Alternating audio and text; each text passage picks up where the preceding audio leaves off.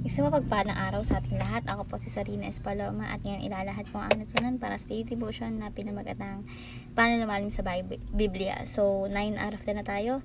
Then, ang concept natin ngayon is Messianic, New Covenant. Then, ang scripture natin ngayon is Luke chapter 22, verse 20. So, ang katuruan natin dito is meron ditong the Messianic New Covenant. So, ang katuruan natin unang-una is number 1, Jesus fulfilled all the covenants. So, meaning to say, si Jesus ang katuparan ng lahat ng tipan sa lumang tipan. So, siya ang ipinangakong tagapagligtas na magdadala ng ganap na katuparan ng plano ng Panginoon Diyos. So, Jesus fulfilled all the covenants. Number 2, Jesus reconciled His people to God. So, meaning to say, ang kasalanan ang dahilan ng pagkakahiwalay ng tao sa Diyos. Natin sa Diyos, no? Ngunit, si Jesus ang nag-alis ng hadlang na ito sa pamagitan ng kanyang sakripisyo sa krus ng Kalbaryo. So, ayun nga, no?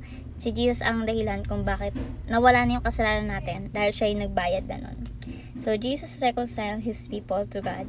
And number 3 is, Jesus expanded the people of the covenant.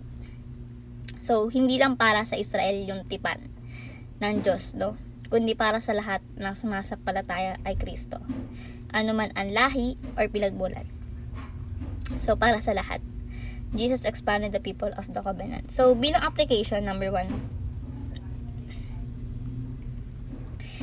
enjoy our relationship with God.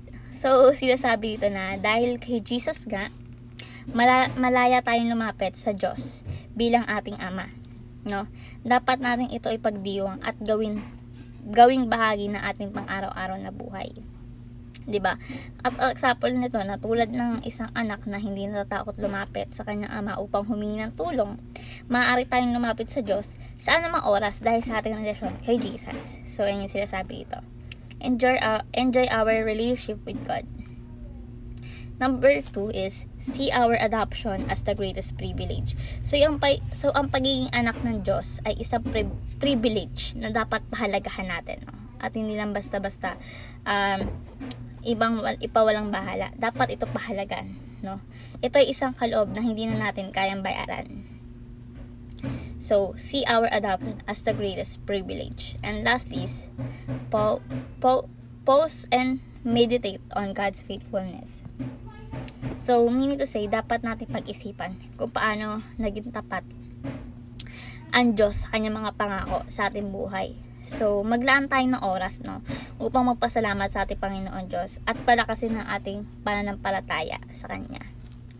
So, pause and meditate on God's faithfulness. So, sinasabi dito sa buong teaching application na ang New Testament kay Jesus Christ ay nagbigay sa atin ng isang tiyak na matibay na relasyon sa Diyos bilang Kanyang mga anak.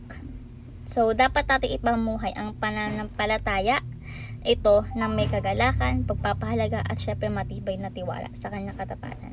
So, ayun naman yung aking natutunan sa daily devotion. Naway may matutunan kayo, may share sa iba, syempre ma-apply sa ating buhay. Thank you sa pakikinig at God bless po sa ating lahat.